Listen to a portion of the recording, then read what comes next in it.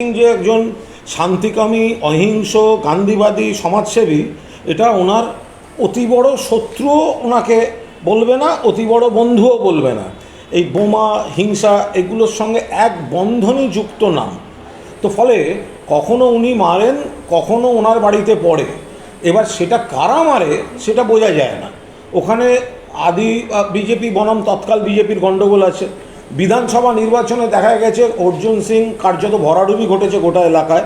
এখন ভেসে থাকার জন্য বিজেপিতে গুরুত্ব বাড়ানোর জন্য উনি নিজে মারিয়েছেন কিনা তাও বলতে পারবো না। ফলে এটার কোনো তৃণমূলের খেয়ে দেয়ে কাজ নেই।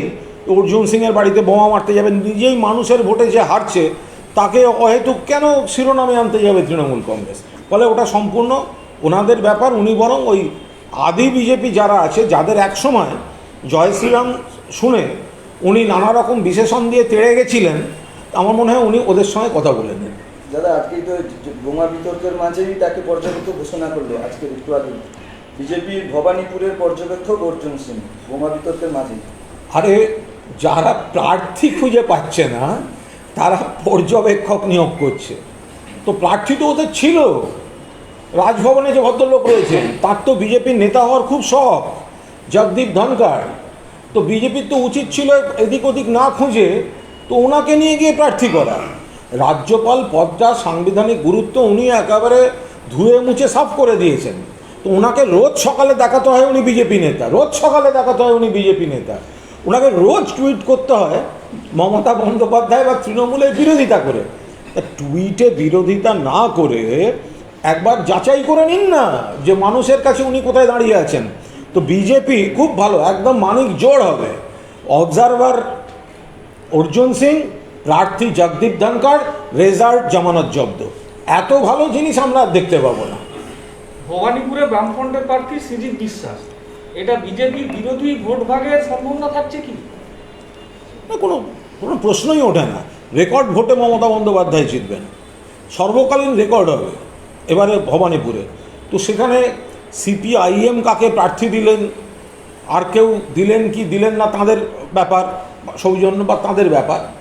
বাট সিপিআইএম প্রার্থী দিয়ে তাই নিয়ে ভোট ভাগাভাগি, আমার মনে হয় এটা ঠিক একটা যুক্তিসম্মত বিষয় নয়।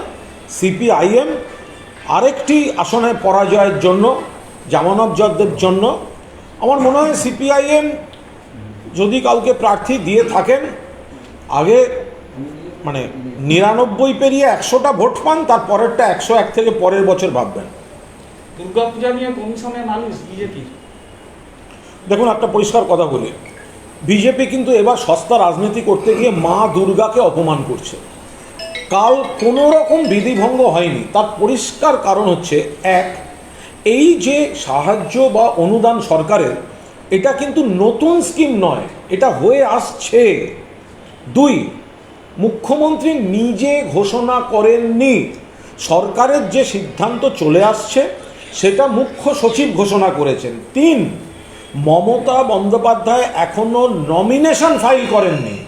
ফলে নির্বাচনী যে বিধি সেটা ওনার উপর আসতে পারে না।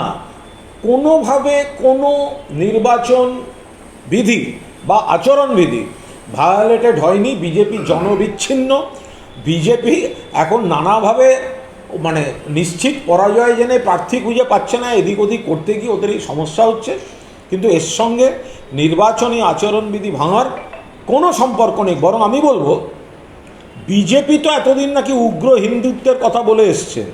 তো যখন ওনাদের নেতাদের প্রবলেম হচ্ছে, তারা তো নিজের এলাকায় কোনো দিন দুর্গাপুজো করতে পারে না, জনবিচ্ছিন্ন, এলাকার ক্লাবে মিশতে পারেন না, তাদের কোনো ভিত নেই, তাদের কোনো পুজো নেই। গতবার একটা পুজো করেছিল, সল্টলেকে একটা হল ভাড়া করে পুজো করেছে, কারণ কোনো পাড়ার সঙ্গেই তাদের কোনো সম্পর্ক নেই। তো সেই জায়গায় দাঁড়িয়ে বিজেপি তারা বুঝবে কি করে যে এই লকডাউন বা কোভিড বা এই সময় পুজো কমিটিগুলোর কি প্রতিবন্ধকতা থাকে। দুই, এটা শুধু ধর্ম বা উৎসবের বিষয় নয়, এটা একটা অর্থনীতির বিষয়, যেখানে বিকেন্দ্রীকৃত টাকাটা বহু ক্ষুদ্র কুটির শিল্পী বা শ্রমজীবী মানুষের কাছে যায়। তো সেই গতিটা অব্যাহত রাখতে মমতা বন্দ্যোপাধ্যায় পুজো কমিটিগুলিকে সাহায্য দেন, অনুদান দেন, পাশে দাঁড়ান। কারণ দুর্গাপুজো শুধু ধর্ম নয়, দুর্গাপুজো উৎসব, দুর্গাপুজো ঐতিহ্য বাংলার। তো সেই জায়গায় দাঁড়িয়ে বিজেপি তারা নাকি বলে উগ্র হিন্দুত্বের কথা, তারা তো দুর্গোৎসবকে অপমান করছে, মা দুর্গাকে অপমান করছে। তারা বলছে যে এই সাহায্যের তারা বিরোধী। মানে কি? দুদিন আগে বলতো তৃণমূলের সময় নাকি পুজো হয় না, আজকে বলছে পুজোকে সাহায্য করা যাবে না। ফলে একটা স্ববিরোধী, দ্বিচারী, জনভিত্তিহীন একটা দল পুজো নিয়ে অকারণ রাজনীতি করছে। বাংলার মানুষ ওদের প্রত্যাখ্যান আগেই করেছেন, আরও বেশি করে করবেন। মমতা ব্যানার্জির নামও কিন্তু লিখে রাখা হচ্ছে দেওয়াল লিখনে, সেখানে কি নির্বাচন আসছে না? আসতেই পারে না। তার কারণ হচ্ছে, যদি কোনো কর্মী কোনো সমর্থক উৎসাহে দেয়াল লিখন করেন আর প্রার্থী নিজে গিয়ে নমিনেশন জমা দিচ্ছেন, দুটো আকাশ পাতাল তফাৎ। দুই, মমতা বন্দ্যোপাধ্যায় কোনো নতুন নির্বাচনী প্রতিশ্রুতি দেননি, কোনো সরকারি ঘোষণা করেননি। যা যা ঘোষণা ছিল সেগুলি গত বছরের কন্টিনিউয়েশন। কোনো কন্টিনিউয়েশন অফ এনি প্রজেক্ট সেটা কখনো আচরণবিধির মধ্যে পড়তে পারে না। তাহলে তো ওই এলাকায় সরকারের যে কটি কাজ চলছে, আপনার 100 দিনের কাজও বন্ধ করে দিতে হয়, তার কতগুলো তো চলে আসছে। যেখানে সরকারের কোনো নতুন ঘোষণা নেই, সেটা কি করে আচরণবিধির মধ্যে পড়বে? মুখ্য সচিব সরকারের তরফ থেকে বলেছেন, মুখ্যমন্ত্রী তো বলেননি। উনি মুখ্যমন্ত্রী, কিন্তু উনি তো এখনও প্রার্থী হিসেবে নমিনেশন জমা দেননি। ফলে এটার মধ্যে রাজনৈতিক উদ্দেশ্য প্রণোদিত অভিযোগ, এর সঙ্গে এই আচরণবিধি ভঙ্গের কোনো সম্পর্ক নেই। হাইকোর্ট চিটফান্ড মামলায় পার্থ চট্টোপাধ্যায়ের তলব সিবিআই, এটা নিয়ে এই বিষয়ে আমি আলাদা করে খুব কিছু বলার আমার নেই। আমি শুধু এইটুকু বলতে পারি যে ভোটের আগেও বা ভোটের পরেও রাজনৈতিকভাবে তৃণমূল কংগ্রেসকে পাল্লা দিতে না পেরে অভিষেক বন্দ্যোপাধ্যায়, আমাদের সর্বভারতীয় সাধারণ সম্পাদক, তাকে থেকে শুরু করে শীর্ষ নেতৃত্বকে নানাভাবে বিজেপি নিজে যেটা করতে পারছে না, বিজেপি নিজে পাল্লা দিতে পারছে না, কখনো মানবাধিকার কমিশনে নিজেদের লোক বসিয়ে পাঠাচ্ছে, কখনো অন্য পদ্ধতিতে চেষ্টা করছে, কখনো ওদের হাতে থাকা এজেন্সিগুলিকে ব্যবহার করছে।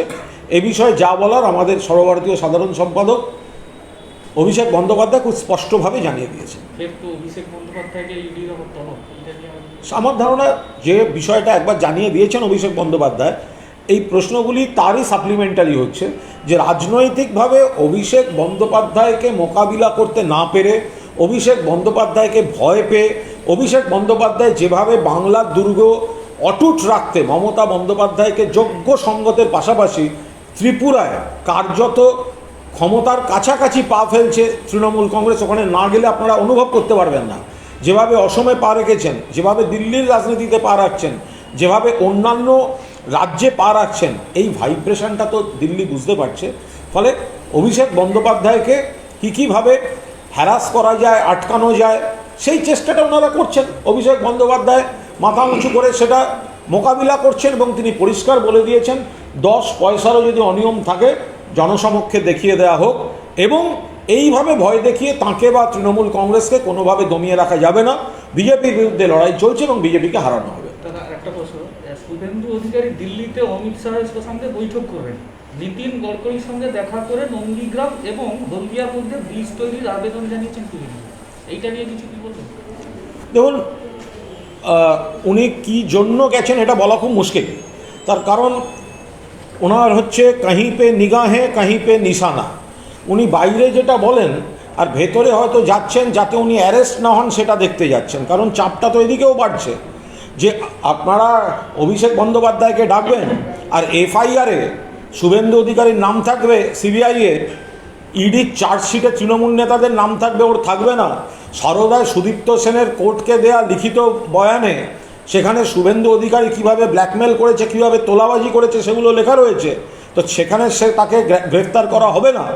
তো শুভেন্দু অধিকারী আত্মরক্ষার জন্য দিল্লির দরজায় দরজায় ঘুরে বেড়ান আর দিল্লিকে বোঝাতে চান বা দিল্লিও বুঝতে চায় যে এখানে মানুষের রায় নিয়ে, মানুষের সমর্থনে তো তৃণমূলকে সামলানো যাচ্ছে না। ফলে কীভাবে কী চক্রান্ত করলে তৃণমূলকে খানিকটা আটকানো যাওয়ার চেষ্টা করতে পারে বা বিব্রত করা যেতে পারে, সেই জন্য কিছু জটিল মানসিকতার লোক দরকার।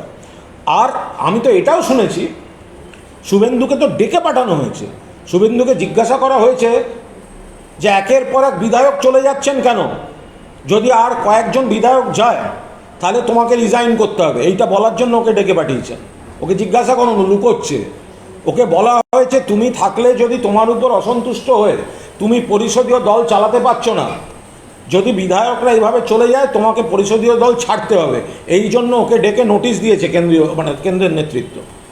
যেখানে হাইকোর্ট তাকে দিচ্ছে যে কোনো আগাম নোটিশ ছাড়া বা কোর্টের পারমিশন ছাড়া তাকে গ্রেফতার করা যাবে না কোনো কেসে, বা তাকে গ্রেফতার করা যাবে না, সেদিক থেকে আপনাদের কীভাবে দিচ্ছে? আমরা কোনোভাবেই দেখছি না। আমরা দেখছি একটা হাস্যকর প্রচার চলছে গোটা বিষয়টা নিয়ে। আদালতের বিষয়টা টেকনিক্যাল বিষয়, আমি ওর মধ্যে যাব না। রাজ্য সরকার, রাজ্য প্রশাসন, হাইকোর্টে যা বলার বলবে। আমি শুধু এইটুকু বলি, গ্রেফতার কথাটা আসছে কোথার থেকে? গ্রেফতার কথাটা তো ছিল না। কিছু অভিযোগ আছে, কারোর নাম এসেছে, সিআরপিসি 41 বা 41-এ দিয়ে তার স্টেটমেন্টটা রেকর্ড করাতে চায়। আমি কারোর নাম বলছি না। কেউ কোনো ব্যক্তি বলতে পারেন তিনি মারা গেছেন, কোনো রহস্য মৃত্যু হতে পারে, কোথাও ট্রিপল চুরি হতে পারে। কিছু ক্ষেত্রে আবার অভিযোগ আসছে এক প্রভাবশালী নাকি সমকামী, তার মানসিক অত্যাচারে নাকি কে আত্মহত্যা করতে বাধ্য হয়েছেন। তো এরকম ধরনের যদি অভিযোগ আসে তো তদন্তের জন্য তো কাউকে ডেকে পাঠানো যেতে পারে। তো উনি তো তদন্তটারই সামনে আসতে চান না, তো উনি সেই জায়গায় দাঁড়িয়ে কোর্টে গেছেন। তো কোর্ট তো প্রথমে কি রটিয়ে দেওয়া হলো যে শুভেন্দুকে সব তদন্ত, উনি কেন গেছিলেন? যাতে সব তদন্ত বন্ধ হয়ে যায়। হয়নি তো। দুটো মামলা পরিষ্কার বলেছে যে পুলিশ যদি মনে করে বা সিআইডি যদি মনে করে জেরা করতে পারবে, শুভেন্দু তার ব্যস্ততার কথা জানাবেন যেদিন সুবিধা হবে। তো যদি সেই জেরায় দেখা যায় অসঙ্গতি আছে বা কোনো তথ্য উঠে আসছে, তো তদন্তকারীরা মনে করলে কোর্টকে জানাবেন, কোর্ট তখন ব্যবস্থা নেবেন। ব্যাপারটা তো এরম নয় যে ক্লিন চিট দিয়েছে, এই ঘটনা তো ঘটেনি। উনি চেষ্টা করেছিলেন যাতে ওনাকে তদন্তেরই মুখোমুখি না হতে হয়, সেই ঘটনা তো ঘটেনি। এখন ওনার তরফ থেকে এইটা একটা বাতাবরণ তৈরি হচ্ছে আমি তদন্তের ঊর্ধ্বে, ব্যাপারটা একেবারেই তা নয়। বরং আমরা এইটুকু দেখতে পাচ্ছি যে তাকে জেরার মুখোমুখি হতে হবে। এবার জেরায় যদি সন্তুষ্ট হন তদন্তকারীরা তো সন্তুষ্ট, আর যদি অসঙ্গতি থাকে তারা আবার কোর্টে যাবেন, ডিভিশন বেঞ্চে যাচ্ছে তো সব। সে আমি তো আবার বলছি যে সরকারের বক্তব্য সরকারের কোর্টে জানাবেন, সেটা তো আমাদের কোনো বক্তব্য নয়। আমি দল হিসেবে শুধু বলতে পারি এই যে একটা বাতাবরণ যে তদন্তের ঊর্ধ্বে উঠে গেছেন শুভেন্দু অধিকারী, ঘটনাটা কিন্তু সেটা নয়। আর আমি আবার বলছি, এত ভয় কিসে? ভয়টা কোথায়? যদি কোনো তদন্তের জন্য কাউকে বয়ান দিতে ডাকা হয়, স্টেটমেন্ট দিতে ডাকা হয়, তাহলে তো কোঅপারেট করাটাই সব থেকে ভালো। তা আপনি কিছু করেননি, তো চিন্তা কিসে? এত গ্রেফতার রব উঠছে কেন? এ তো ঠাকুর ঘরে কে আমি তো কলা খাইনি। গ্রেফতারের কথাটা আসছে কোত্থেকে? কিছু অভিযোগ এসছে, কিছু তদন্তের নাম এসছে। আরে আপনার দেহরক্ষী আত্মহত্যা করেছে, আপনাকে একটা বয়ান দিতে যদি বলা হয় তো কী দোষের আছে? একটা তরতাজা ছেলে তো চলে গিয়েছে, তার স্ত্রী কোনো কমপ্লেন করেছেন, এখন সেটা কোন সালে করেছেন, কত তারিখে করেছেন, এটা আলোচ্য নাকি তদন্ত যদি হয় আমি আমার পার্টটুকু বলে দেবো সেটা আলোচ্য? ফলে সেই জায়গায় দাঁড়িয়ে ওনার উচিত ছিল, উনি সব ব্যাপারেই পালিয়ে বেড়ান। উনি একজন পলাতক রাজনীতিবিদ। উনি যখন তৃণমূলের সমস্ত ক্ষমতা, পদ, সরকারের পদ ব্যবহার করেন, তারপর সিবিআই আর ইডির ভয়ে বিজেপির জুতো পালিশ করতে যান। প্রথম পলায়ন, কারণ গ্রেফতারি এড়াতে, তদন্ত এড়াতে, প্রশ্নের মুখোমুখি না হয় এড়াতে। এখন আবার আর এক প্রস্থ পলায়ন চলছে, আর ওদিকে দিল্লিতে গিয়ে কান্নাকাটি চলছে যেন স্পিকার অনুমতি না দেন, আমাকে যেন সিবিআই অ্যারেস্ট না করে। আরে সিবিআই এর এফআইআর নেম, সিবিআই কেন অ্যারেস্ট করছে না শুভেন্দু অধিকারীকে? সিবিআই এফআইআরে পরিষ্কার লিখেছে শুভেন্দু অধিকারী টাকা নিয়েছে ক্যামেরার সামনে। ও কি বড় বড় কথা বলে। অভিষেক বন্দ্যোপাধ্যায় তো বারবার বলছেন যে যারা ক্যামেরার সামনে টাকা নিল এফআইআর নেম, তাকে ধরা হচ্ছে না। ইডি চার্জশিট দিলেও তৃণমূলের নেতাদের বিরুদ্ধে, কেন শুভেন্দু অধিকারীর নাম নেই? কেন এফআইআর নেম শুভেন্দু অধিকারীকে সিবিআই ধরছে না? ফলে শুভেন্দু অধিকারী একজন মেরুদণ্ডহীন, ভীতু, কাপুরুষ, পলাতক রাজনীতিবিদ। তিনি প্রথমে বাবার আশ্রয়ে বেড়েছেন, পরবর্তীকালে মমতা দিয়া তৃণমূল কর্মীদের দয়ায় বেড়েছেন, এখন বিজেপিতে তিনি প্রোটেকশন নিতে গেছেন। তিনি একজন কাপুরুষ, পলাতক, মেরুদণ্ডহীন রাজনীতিবিদ। দাদা ভবানীপুরে দলের স্টার ক্যাম্পেনার লিস্টে আপনি আছেন, পার্থবাবু আছেন। এই ভবানীপুরের নির্বাচনের আগে আপনাদের যে কেন্দ্রীয় সংস্থা দিয়ে বিভিন্ন হ্যারাস করছে, এটা কি বিজেপি ভয় পেয়েছে? অলরেডি প্রার্থী তারা পাচ্ছে না। আরে ত্রিপুরা থেকে ভয় পাওয়া শুরু হয়েছে বিজেপি।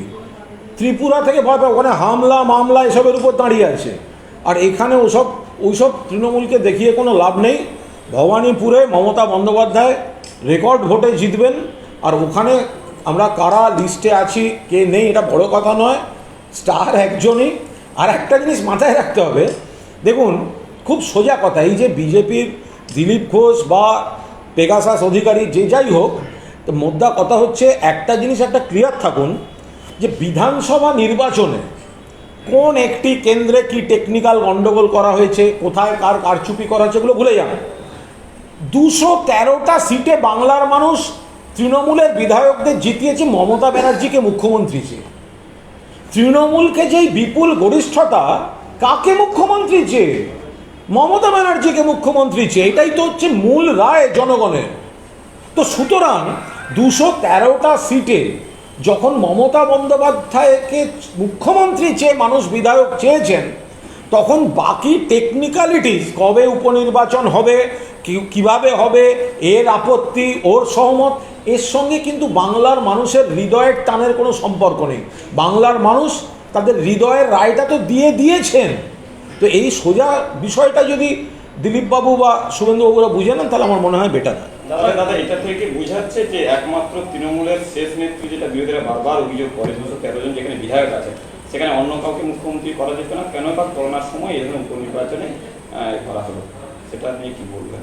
এটা তো কোনো বিষয় হতে পারে না, মানে এটা তো কোনো কথা নয়। আপনি এটা গিয়ে একটু ইয়েকে জিজ্ঞেস করুন না, কি বলে, ওই অধিকারী বাড়িতে গিয়ে জিজ্ঞাসা করুন না, যে ওদের যদি এত বিকেন্দ্রীকরণের ইচ্ছা, এত বিকেন্দ্রীকরণের, তাহলে যখন শিশিরবাবু, শুভেন্দুবাবু, সৌমেন্দুবাবু, দিব্যেন্দুবাবু, তাহলে সরকার এবং পদের এই দলের একের পর এক পদ কেন একটা পরিবার ব্যবহার করেছে? যদি জেলার নেতাদের উপর ভালোবাসা থাকতো, যদি বাংলার নেতাদের উপর ভালোবাসা থাকতো, শুভেন্দুবাবু ওনার হাতে যতগুলো ছিল ভাগ করে দিলেন না কেন? ভাগ করে দিলেন না কেন? অধিকারী প্রাইভেট লিমিটেডের আন্ডারে কেন সবকটা দপ্তর ছিল, অতগুলো মন্ত্রিত্ব, হলদিয়া ডেভেলপমেন্ট ওই অথরিটি, ওপাশে HRBC, হ্যাঁ, এপাশে হচ্ছে দলের একের পর এক পদ, তো সবটা কেন অধিকারী পরিবারের হাতে থাকে? তো এখানে মেদিনীপুর জেলায় শিশিরবাবু আর তার 3 ছেলে ছাড়া তৃণমূলে কি আর কোনো কর্মী ছিল না? তৃণমূলের সাধারণ নেতা কর্মী ছিলেন না? তারা তো কোনোদিন কোনো পদ দিতে দেখিনি তাদের। MLA, MP কি করে হন? অধিকারী বাড়ির MP হতে পারবে না। ফলে সহকর্মীদের বঞ্চিত করেন ওরা স্বার্থপর, পরিবার ছাড়া বোঝে না। যে স্বার্থপর পরিবার, সর্বগ্রাসী পরিবার, আমরা ছাড়া কেউ থাকবে না, আমরা ছাড়া কেউ পদ পাবে না, আমরা ছাড়া কাউকে উঠতে দেবো না, তো তাদের আবার কথা কিসের? বাংলার মুখ্যমন্ত্রী মমতা বন্দ্যোপাধ্যায় যেভাবে কাজ করেছেন, যে স্কিমগুলি, দিল্লির ডেলি প্যাসেঞ্জাররা তো এলেন, নরেন্দ্র মোদীজি, অমিত শাহজি, JP নাড্ডাজি সবাই এলেন, তো বাংলার মানুষ প্রত্যাখ্যান করলেন কেন? করেছেন কারণ মমতা বন্দ্যোপাধ্যায়ের কাজটা তারা সাপোর্ট করেছেন। মমতা বন্দ্যোপাধ্যায়কে মুখ্যমন্ত্রী চেয়েছেন, আমরা তো ঢাকঢোল পিটিয়ে বলেছি আমাদের প্রার্থী মমতা বন্দ্যোপাধ্যায় মুখ্যমন্ত্রী আবার হবেন, তো সেইখানে সেই রায়টাই হয়েছে। এর তো আর কোনো অন্য ব্যাখ্যার কোনো প্রশ্ন নেই। দাদা, শুভেন্দু অধিকারী বিভিন্ন জায়গায় সবাই তিনি বলে যাচ্ছেন যে যদি দল তাকে অনুমতি দেয় তাহলে কিন্তু তিনি বিধানসভা ভোটে আবার ভবানীপুরে দাঁড়াবেন। উনি হচ্ছেন এমন একজন নেতা, উনি যুদ্ধ করছে যাচ্ছি বললে হাতটা পেছনে বাড়িয়ে লোককে বলে রেখে ওরা আমায় ধরে রাখ। ওনার যদি ক্ষমতা থাকে ওখান থেকে বলে এসে ভবানীপুরে দাঁড়াতে আসুন। উনি ভয়ে কাঠ হয়ে আছেন। যে কাঁথি শহর নিজের শহরে সিকিউরিটি ছাড়া ঘুরতে পারে না, ওই ভীতু কাপুরুষ নিজের বাড়ির বুথে পরাজিত হয়, তার আবার বড় বড় কথা। নিজের বাড়ির বুথে হারে শুভেন্দু অধিকারী, মানে এরা। দাদা, দিব্যেন্দু অধিকারী তো এখনো তৃণমূলের সাংসদ, তিনি মামলা করছেন তৃণমূল নেতা প্রদীপ গাইনের বিরুদ্ধে, পঞ্চায়েত সমিতির সভাপতি। দল কি ভাবছে এটা নিয়ে? কিছুই ভাবছে না। দিব্যেন্দুই আজ না হলে কাল ভাববে পাগলের পাল্লায় থাকবে নাকি দলে থাকবে। যিনি সমকামী অভিযোগ করেছিলেন তৃণমূল নেতা, তার বিরুদ্ধে তো আজকে 20 কোটি টাকার মানহানির মামলা নোটিশ। কে করেছে? শুভেন্দু অধিকারী তরফ থেকে। হ্যাঁ, অধিকারীদের তরফ থেকে। অধিকারীদের তরফ থেকে হয় না। মানহানির মামলা যার মান যায় তাকে করতে হয়। মামলা করে থাকলে কে করেছে? শুভেন্দু অধিকারী পাঠাচ্ছে, আমাদের কাছে খবর আছে। তো লয়ার মারফত। আর সে তো হবেই, কিন্তু মামলা যে করেছে, দেখুন সোশ্যাল মিডিয়ায় আমরা কি দেখেছি, আমরা সোশ্যাল মিডিয়ায়, আমি তো বিশ্বাস করি না শুভেন্দু অধিকারী সমকামী। শুভেন্দু অধিকারী সমকামী আমি বিশ্বাস করি না, কিন্তু কেউ যদি বলেন এবং সোশ্যাল মিডিয়ায় যদি ঘোরে যে এরকম সমকামিতার অভিযোগ আছে বা সমকামিতার জন্যই কাউকে মানসিক অত্যাচারে আত্মহত্যা করতে হয়েছে, আমরা বিশ্বাস করছি না। আর এই ধরনের কাজ আমরা সমর্থনও করি না, যে এই ধরনের একটা অপপ্রচার। কিন্তু যদি কোনো মৃত্যুর কেসে এই বিষয়টা এসে যায়, তাহলে মানহানির মামলা করে কি হবে? সেটা তো তদন্তকারীকেও বুঝিয়ে দিয়ে আসতে হবে যে এই অভিযোগটা ভুল। তো সেই জায়গায় দাঁড়িয়ে কে কি বলেছেন, দেখুন সমকামী কি সমকামী নয়, এটা উনি এবং আর কয়েকজন ছাড়া তো বলতে পারবেন না। তো এখন সেই জায়গায় দাঁড়িয়ে আমি এটা সমর্থনও করতে, মানে প্রশ্ন ওঠে না। আর আমি এই অভিযোগটা কেন করতে যাব যেটা আমি জানি না। কিন্তু যদি কেউ কারোর বিরুদ্ধে মানহানি সত্যি মনে করেন মানহানি, তিনি মানহানি করতেই পারেন, তার সঙ্গে আমাদের কি সম্পর্ক আছে? দাদা, তথাগত রায় আজকে সকালে টুইট করেছেন যে বিজেপির উচিত বিজেপির অফিস যে বেয়ারার তাকে প্রার্থী করা, যিনি চা দেন। তথাগত রায়কে নিয়ে আমি কোনো মন্তব্য করতে চাই না। তার কারণ হচ্ছে উনি সভাপতি ছিলেন বিজেপির, এবং সেই সময়ও বিজেপির কী রেজাল্ট ছিল সবাই জানেন। আর উনি কোনো একটা ঈর্ষাজনিত কারণ উনি যে টুইটই করেন, ওনার টুইট করার সময় ওনার চোখের সামনে যেন দিলীপ ঘোষের মুখটা ভেসে ওঠেন। তো সুতরাং এর উত্তর দিলীপবাবু দেবেন, এটা আমাদের জুরিসডিকশনে পড়ছে না। দাদা, রাজ্য জুড়ে খেলা মেলা বা বিভিন্ন ক্লাবগুলোকে যেসব সাহায্য করা হচ্ছে, বিরোধীরা অভিযোগ তুলছে সেক্ষেত্রে শিল্পায়ন বা কর্মসংস্থানের জায়গা তৈরি হচ্ছে না, কিন্তু খেলা মেলা করে খরচ করা হচ্ছে। 34 বছর শিল্প বলে কিছু ছিল না, সেখানে শিল্পটা হচ্ছে পরের পর শিল্প। আপনাদের এই জেলাতেও আপনারা জানেন হলদিয়াতে এক্সাইডের যে এক্সপ্যানশন হয়েছে, আর কদিন আগে পানাগড়ে যে নতুন অত্যাধুনিক বড় শিল্পায়নও যেমন হচ্ছে, তেমনই ক্ষুদ্র, হ্যাঁ, তাজপুর বন্দর হচ্ছে, এবং তার সঙ্গে হচ্ছে আপনার ক্ষুদ্র কুটির শিল্পে ব্যাপকভাবে বাংলা এগোচ্ছে। আপনারা দেখুন সারা বিশ্বে বিপণন হচ্ছে গোটা জিনিসটা। আর পাশাপাশি আপনারা যেটাকে খেলা মেলা বলছেন, এটা কত বড় দূরদর্শী সরকার যে বড় শিল্পের পাশাপাশি যখন সেটা একটু সময় লাগবে বা লগ্নির চুক্তি হচ্ছে, তার ফর্মালিটি পূরণ করে সেগুলোকে আবার ঠিকঠাকভাবে যখন শুরু হচ্ছে, প্রসেস চলছে, কাজ চলছে, লগ্নি আসছে, কিন্তু পাশাপাশি যখন মানুষের হাতে টাকাটা পৌঁছে দেওয়া দরকার, আপনি যদি লক্ষ্য করেন এই পুজো কমিটিগুলো, পুজো অর্থনীতি, বাংলার আপনি শিল্পায়ন বলছেন, কতগুলো শিল্প এর মধ্যে জড়িত বলুন তো পুজোর সঙ্গে।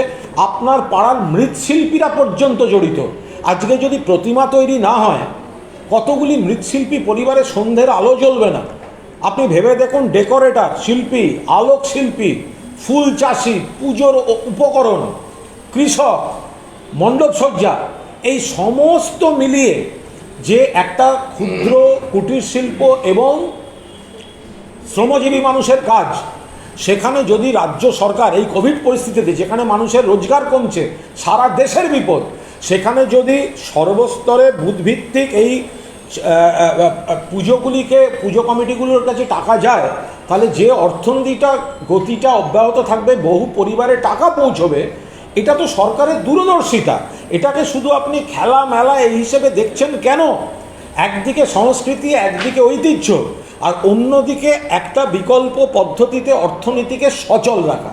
ফলে এই দিক থেকে বড় শিল্প, মাঝারি শিল্প, ক্ষুদ্র কুটির শিল্প, মহিলাদের স্বনির্ভর গোষ্ঠীর শিল্প, সব মিলিয়ে রাজ্য সরকার সঠিকভাবে কাজ করছে। ইয়াস পরবর্তী সময়ে আপনি নিজে পরিদর্শনে এসেছিলেন এবং দেখে বলেছেন যে যেভাবে দুর্নীতি হয়েছে তার সঠিক রাজ্য সরকার তদন্ত করবে, কিন্তু এখনো পর্যন্ত দীর্ঘ ইয়াস কেটে গেল, বেশ কয়েক মাস হয়ে গেল, এখনো পর্যন্ত সেভাবে তদন্ত কমিটি বা এক্সপার্ট কমিটি কোনো রকম রায় দেয়। আপনি কি করে জানলেন তদন্ত হচ্ছে না? রাজ্য সরকার পুঙ্খানুপুঙ্খানুভাবে গোটা বিষয়টি খতিয়ে দেখছে, কিভাবে কত টাকা বরাদ্দ হয়েছে, কিভাবে কাজ হয়েছে।